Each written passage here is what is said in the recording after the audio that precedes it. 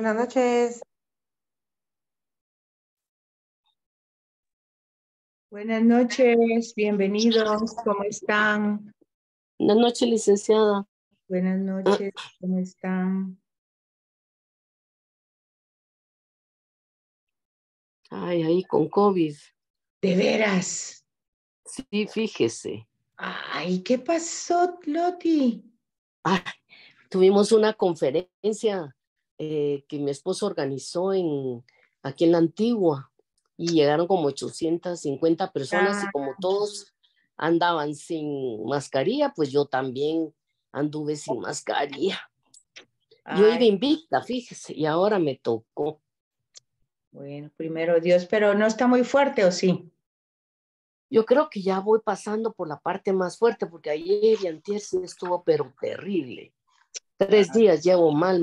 Hoy estuvo mejor, dormí casi todo el día y ando un poco mejor. Bueno, Loti, Dios quiera que se mejore pronto. Primero Dios, ahí sí. A cuidarse. Gracias, sí. Bueno, no sé si leyeron, terminaron de leer el profeta anterior, ¿sí o no? ¿Nadie? Ni tiempo de ver nada, licenciada. A ustedes. Ni la tarea he podido hacer. Bueno, acuérdense que estábamos tratando el tema de la esperanza. ¿Se acuerdan? Sí, con el profeta Nahum. ¿Ah? Con el profeta Nahum, ¿verdad? Miqueas es de la semana anterior, sí. ¿Verdad? Nahum es el de la esperanza. A ver, veamos. ¿O no? No sé. Yo creo que no. Yo creo que es Miqueas. Pero para que Es estemos Miqueas, ¿verdad? seguros, ¿verdad? Ay, no. Miqueas, bueno. Pero ahí lo tienen ustedes para que no se me pierdan. Y todo esto habíamos trabajado. Del tema litúrgico, los himnos, ¿se acuerdan? Bueno, un poquito para poner contexto. Lo que pasa, no, era Nahum, espérenme, quiero ver si era Nahum. Yo me acuerdo que era Nahum el de la esperanza. Sí, es Nahum, fíjese. Esperanza. Es Nahum. Yo también me acordaba que era Miqueas. Y fue el último, por eso recordaba yo que era Nahum. Ok. Sí, y lo que vimos es el tema de cómo utiliza el tema de la esperanza en el sentido de la protección. Aquí está, mire, este era. Miqueas. Fíjese que no, fíjese que sí era Miqueas porque era la verdad es que ahorita me acaba Es de... Nahum, licenciada. Miqueas ya estuvo. Vamos en Nahum. bueno. Nahum era lo que vimos la semana pasada, pero quedó de que nosotros lo terminábamos. Va. No, si yo estaba en la parte pastoral, pero pensé que me había equivocado, me confundí ahorita que ustedes dijeron. Entonces era el tema de la esperanza en el Antiguo Testamento, pero yo lo que quería que notaran era cómo utiliza la forma literaria, cómo nosotros tenemos que ubicarnos según lo que habíamos estudiado, lo que estudiamos en la clase primera de Introducción a la Sagrada Escritura. O sea, Dios es el protagonista que se da a conocer. Dios hace una alianza con un pueblo que nunca le hace caso a la alianza, que no es fiel a la alianza y que de alguna manera hace alianzas con imperios que después terminan destruyéndolo, ¿verdad? Pero aquí Nahum es el profeta que ve en estas circunstancias en estas circunstancias de amenazas de los imperios. Ya primero teníamos el de Babilonia, luego teníamos el de Persa, vemos el tema de Nínive, ¿verdad? Y luego los babilonios. Entonces, ¿cómo podemos captar el contenido de este profeta y con toda la agresión de la palabra escrita en relación al protagonista que es Dios, cómo vemos una acción de este ser totalmente vengativo, destructor, castigador, y decimos, el tema es la esperanza. ¿Cómo podemos sacar ese concepto o ese revelado del profeta con tanto lenguaje, pues que leído así superficialmente, vemos que es destructor hacia los enemigos de Israel? Entonces, yo les decía a ustedes que leyeran, pero también ya entiendo que a veces no pueden. Entonces, por eso yo ya estaba ubicada en la reflexión de que quería que tomaran en cuenta para dejar cerrado ese tema. El tema de la esperanza ocupa un puesto destacado tanto en la Sagrada Escritura como en la reflexión teológica. Sin duda, un aspecto fundamental de la fe teologal es la virtud de la esperanza, la cual se debe entender no como punto final, o sea, como llegar al Señor, sino como un comienzo de toda la vida cristiana.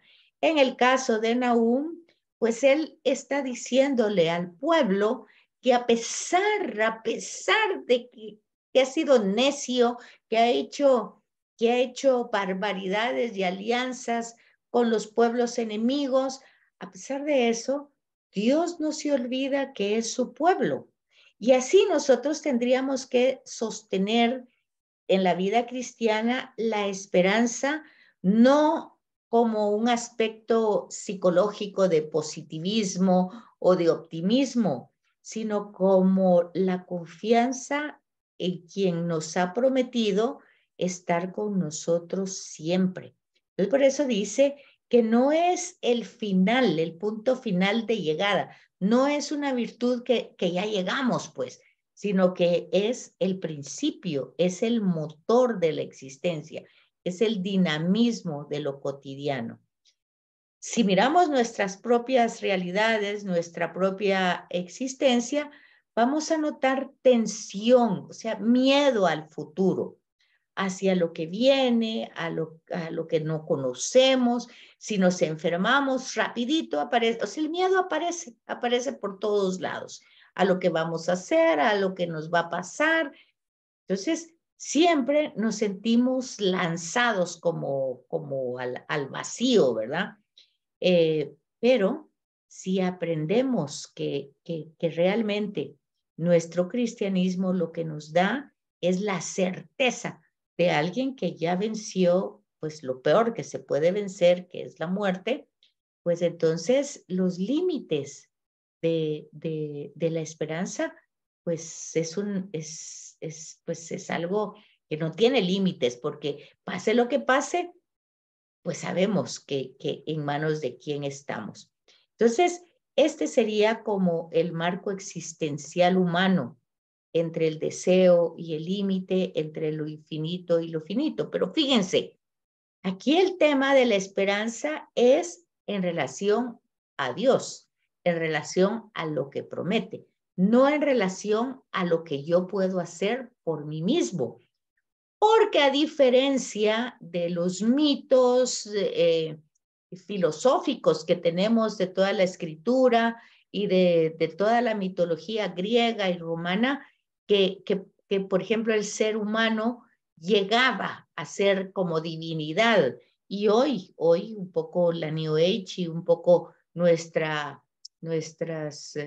pues propias fuerzas, nuestra autosuficiencia, nos quiere con una inteligencia tecnológica, artificial, con capacidades que van más allá del humano, con buscar irse a otro lugar pareciera que es el ser humano el que logra ya, no necesita de Dios, porque ya lo logra más allá de lo que ha podido, ¿verdad?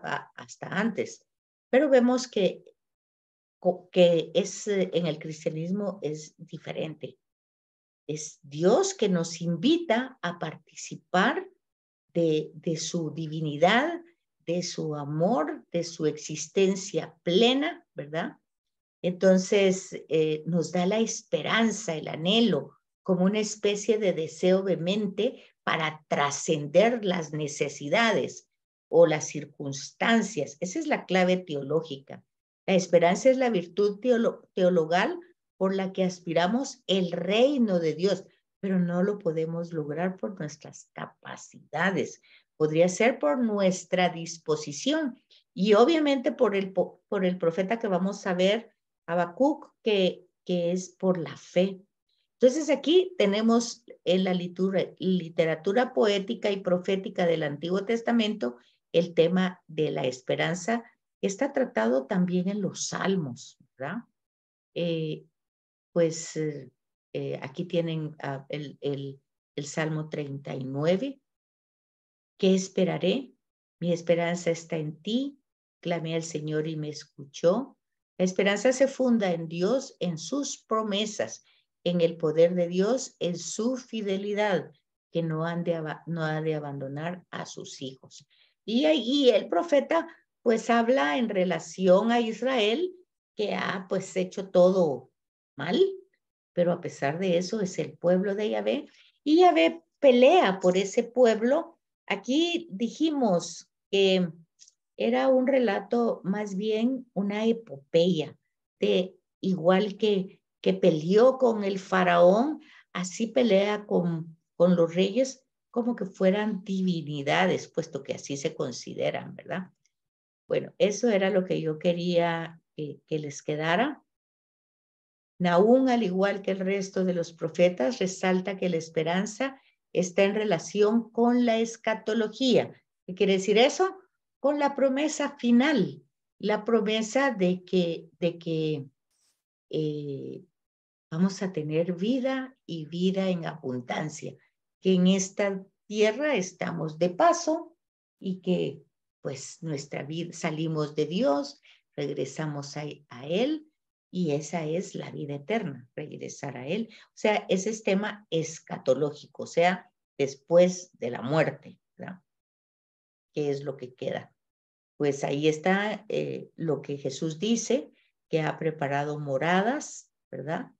Para que lleguemos a vivirlas, a celebrarlas. No es que le dijera yo, que estemos como ser ingenuos y decir, bueno, eso no lo conocemos, no lo sabemos, a saber si es cierto, nadie lo ha visto. Entonces, ahí no hay esperanza, no nos puede dar esperanza ni el profeta ni Jesús, ¿verdad? Porque estamos ubicados en algo que nuestra inteligencia pues pone como obstáculos para trascender, para creerle en la palabra que dice que es Dios y que ha venido para salvarnos, para redimirnos, para darnos méritos, para facilitarnos el regreso a la casa del Padre. Pero si no lo creo, pues tampoco lo conozco, tampoco lo espero. Y bueno, entonces el objeto de la esperanza es algo que yo puedo creer. Ese es el primer motivo. Y el segundo es creer en la fidelidad de Dios, que ha cumplido todo lo que ha prometido. Y la clave antropológica es vivir una fe esperanzada que se centra en dos puntos claves. La búsqueda de Dios, que ya decíamos anteriormente, que no es tanto que lo vamos a buscar por todos lados, porque lo que vemos que revela Él es que Él sale al encuentro de todos. Y dejar a ese ser que forme parte de mi realidad humana, o sea, como dice María, la esclava del Señor. O sea, si vamos a ser esclavos de algo, pues que sea de Dios mismo, ¿verdad? Entonces, ese es Nahum. Más o menos para que ustedes sacaran ese último enseñanza. Pero lo que hoy nos toca es Habacuc.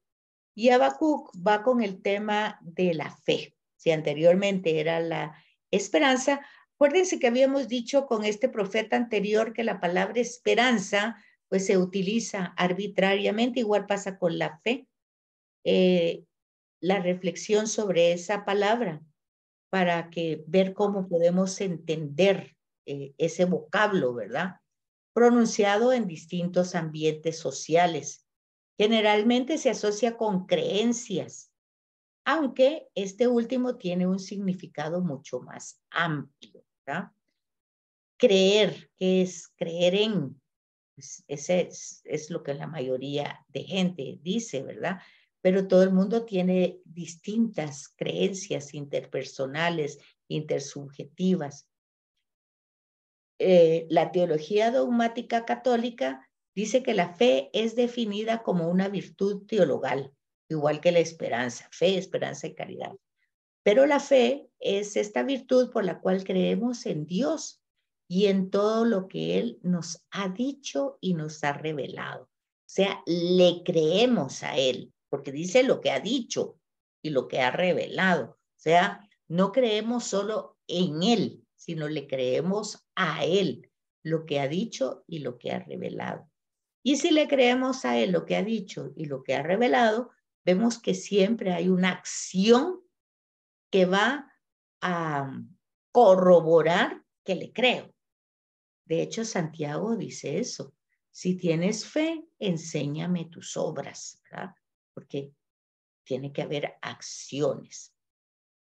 Entonces, la fe funda, anima el obrar cristiano. No solo el obrar moral, sino que todo tipo de actuar, ¿verdad? Porque está infundida por algo que se llama otro don de Dios, que son las virtudes, pues son los dones del Espíritu Santo, que 4 van al intelecto y 3 van a la voluntad. Al intelecto, los dones son el de ciencia, el de consejo, el de entendimiento y sabiduría, o sea, todo para conocer a Dios. Y los de la voluntad, pues primero empieza el temor de Dios, la piedad y la fortaleza. Pues entonces vemos que justamente si le creo a Dios, si ya vimos que el pecado es la acción, el libre albedrío que me separa de esa relación de amor, pues obviamente el temor de Dios implica no querer separarme de esa amistad, lo cual significa no pecar, pues. Entonces, ese temor es infundido por Dios, no es miedo. Es como cuando uno aprecia, quiere a una persona mucho y no quiere lastimarla. Dice, no, mejor no hago eso. Se puede enojar y no quiero. Entonces, Santo Tomás en su Suma Teológica afirma que la fe es un hábito de la mente por medio del cual la vida eterna comienza en nosotros. En tanto que hace posible que el intelecto del afirmar cosas que no se ven, pues Santo Tomás es el primero que va a decir, fíjense esto, muy importante de la teología, que indica que el intelecto especulativo, o sea, es la razón, el intelecto es la inteligencia, la razón especulativa, que pregunta, que cuestiona.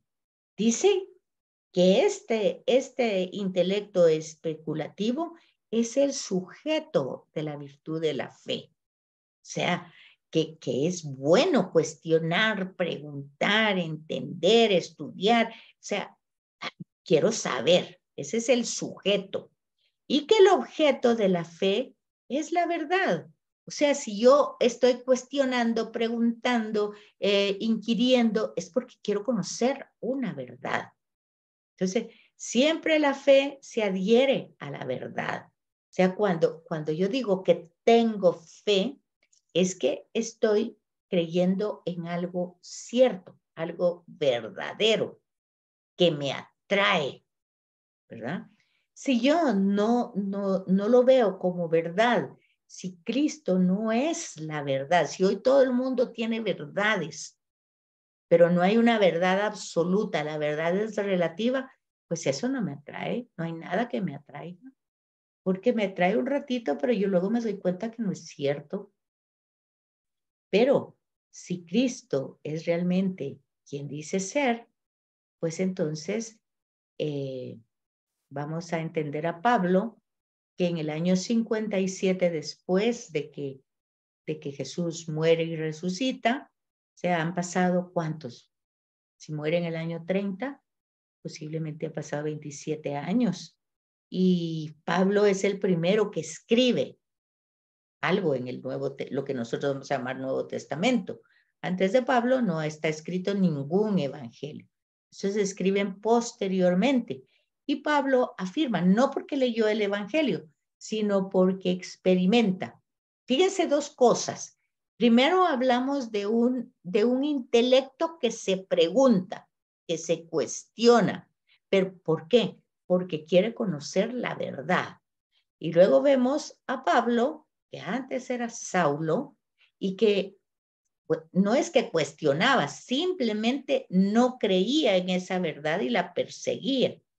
Pero luego tiene una experiencia. Acuérdense que la experiencia es tema importante. La especulación es tema del intelecto y es el sujeto de la fe. Pero el objeto es la experiencia, es la persona, es la verdad. Entonces, Pablo lo experimenta. Y entonces, ¿qué afirma?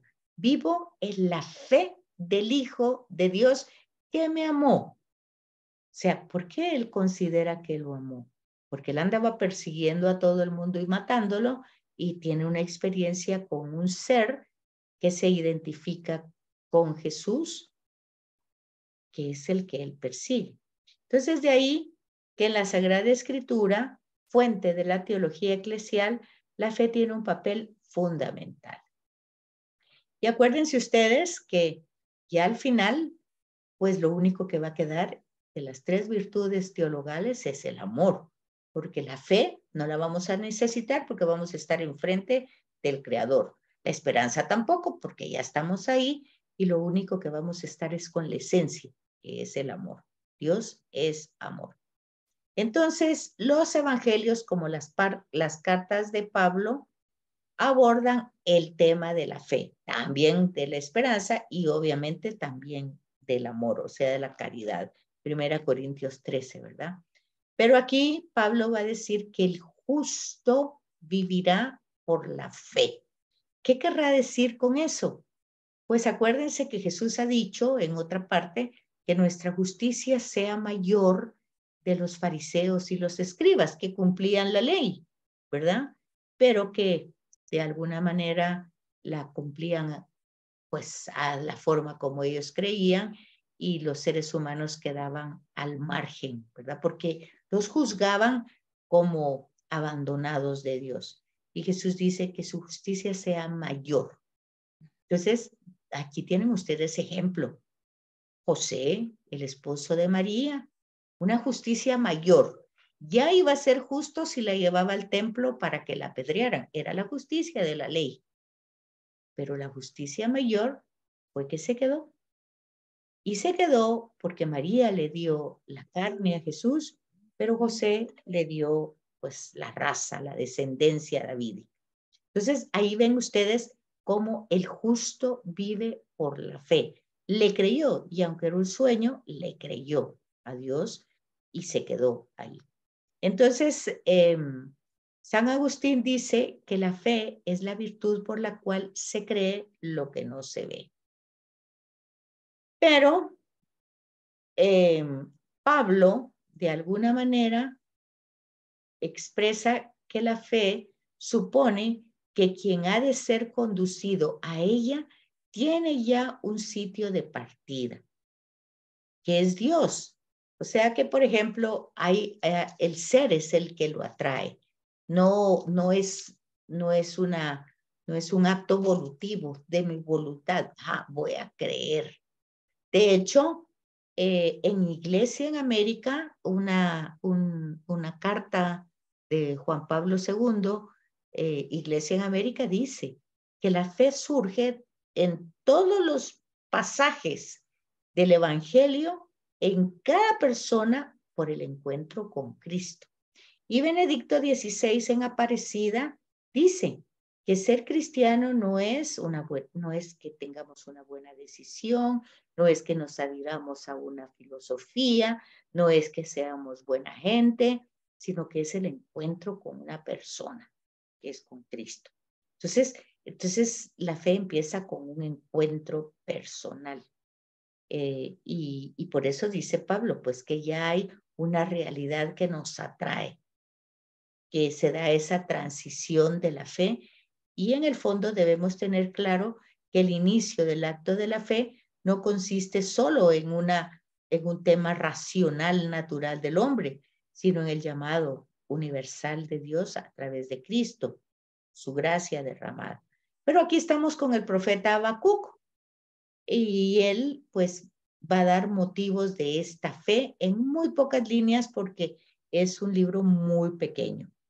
Se atreve, aunque respetuosamente, ante las circunstancias que está viviendo, y ahí es donde tenemos que ubicar al profeta en su contexto histórico y en su contexto social que está viviendo.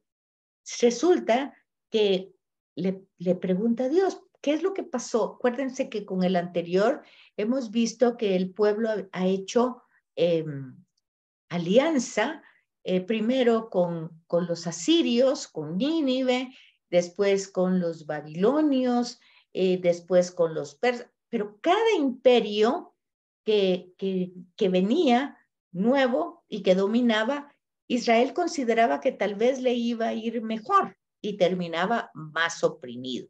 Entonces, el profeta, con todo su respeto, de una manera respetuosa, le pide a Dios que le explique esa extraña manera de gobernar el mundo. Lo que pasa es que en el fondo quiere que Dios le dé razones para creer. Cuando nosotros buscamos, con Jesús pasa eso, que le dicen, danos una señal, danos un signo, bájate de la cruz si eres el Hijo de Dios. Razones para creer. Así Habacuc pues está buscando la intelección de la fe, o sea, quiere creer, pero no entiende por qué Dios, si tiene este pueblo y está tras un imperio que lo domina, otro y cada vez está peor. Al igual, nosotros, el profeta se siente muy preocupado por los problemas del mal, que es el escándalo permanente de la humanidad. Y él, pues, quiere entender. Y es cierto que la fe expresa la exacta relación del hombre con Dios y que ella se expresa en el rito de la alianza, símbolo de vivir de acuerdo entre hombres y su Señor. Acuérdense que Jesús la alianza la sintetiza en amar a Dios sobre todas las cosas y a tu prójimo como a ti mismo.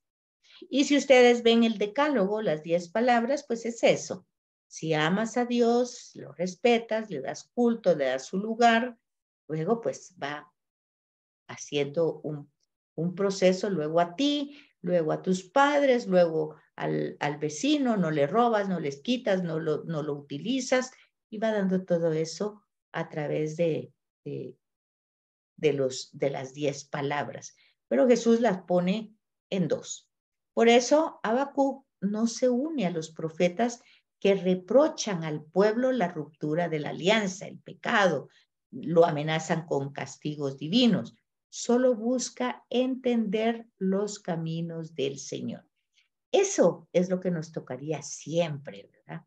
No estar peleando, discutiendo, justificando, sino entendiendo las circunstancias. ¿Por qué? Porque si partimos que somos creación, que Dios tiene un proyecto, un plan, si partimos de eso y Él es el protagonista y Él sabe, entonces lo único que tendríamos que querer es entender. entender por qué me pasa esto, por qué fue esto, pero entender qué proyecto tiene Dios en relación a lo que me está pasando. Es decir, como que fuéramos una obra, una construcción que está a medias. Siempre la construcción está a medias. Y cada cosa que pasa, pues va a ayudar a construir o a quitar o a mejorar esta construcción según el proyecto de Dios. O sea, todos tendríamos que tener un letrero que diga construcción o estamos en construcción, ¿verdad? Estamos en construcción, no somos una construcción acabada. Nada nos define, nada. Por ejemplo, eso encontramos en el Evangelio. La prostituta no es definida porque es prostituta, es definida porque es hija de Dios. La dignidad. Zaqueo, Jesús va a comer a su casa. Pues era publicano, robaba, pero no lo define. Y de hecho hay un proceso de cambio, o sea, de conversión. Entonces Habacuc nos servirá para pensar una fe que busca entender las líneas de pensamiento que se van desarrollando.